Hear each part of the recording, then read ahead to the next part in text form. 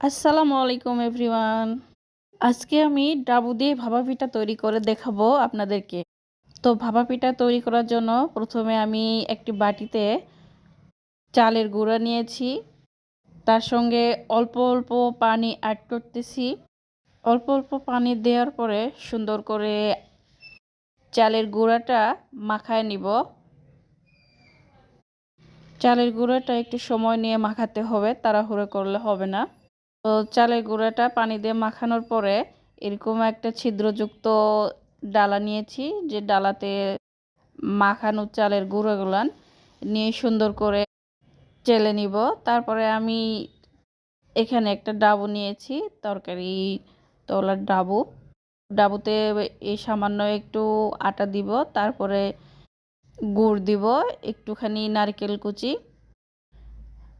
কুচি দেওয়ার পরে আবার সামান্য একটু করে আটা দিব।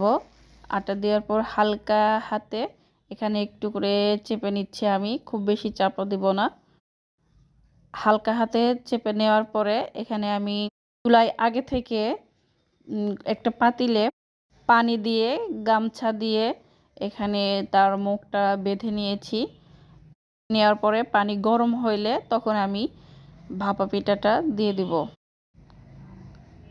এখানে আমি 1 মিনিট মতো রাখছিলাম, তো আমার ভাপা পিঠা